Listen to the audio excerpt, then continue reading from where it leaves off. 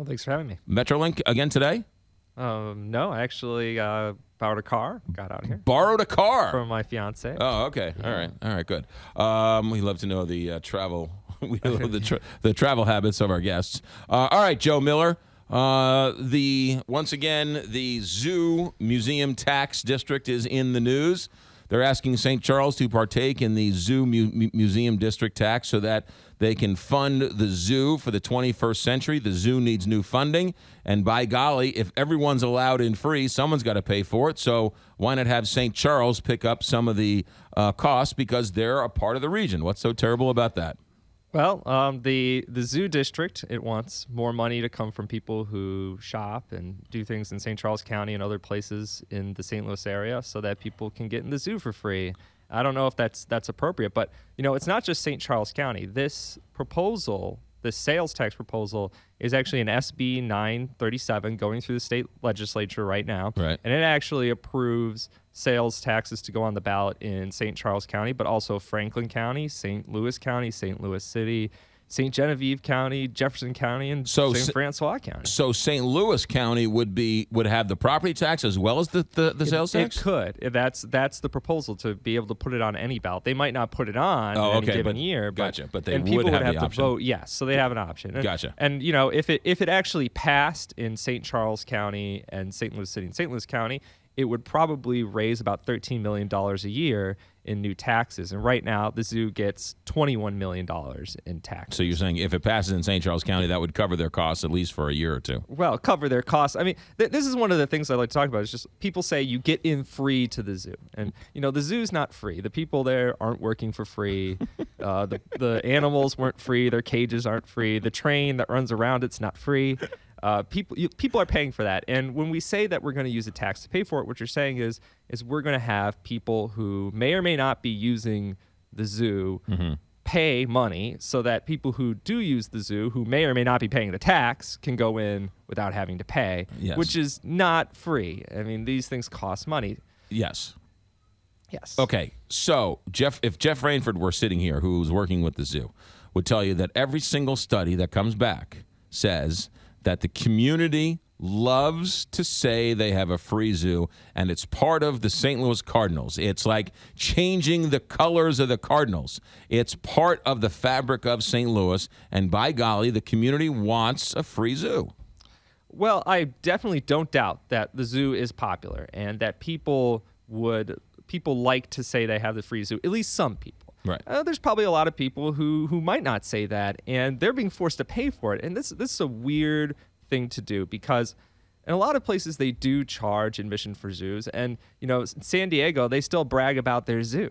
Lots of places to have zoos that are very nice, and they charge some admission. Yes. So I think that right now, because it's free, people talk about it. But I think that people would change their tune really fast. If it was charging $5, I'm not sure that people would be all that up in arms. And let's not forget, a sales tax is strictly regressive. We know sales taxes hurt poor people and the lower middle class more than they hurt people who are in the middle class or people who are very wealthy.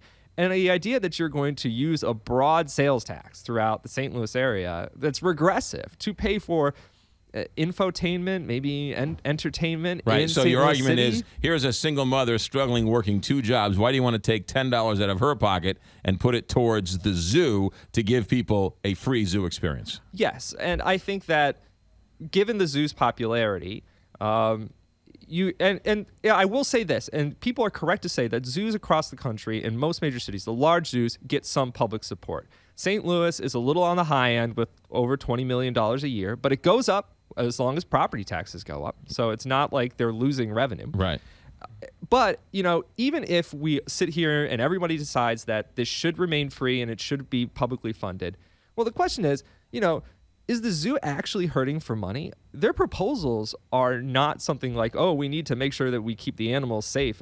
We're talking about luxury hotels. We're talking about gondolas over 6440. We're talking about them wanting to buy Grants Farm and other locations in the county. Well, they have since backed off buying Grants Farm. Your point is that what's a luxury and what's a necessity? Well, they look flush to me. I mean, like, this is not the sign of somebody who is in desperate need of revenue. This is, to me, it seems like you have a district that would like more money.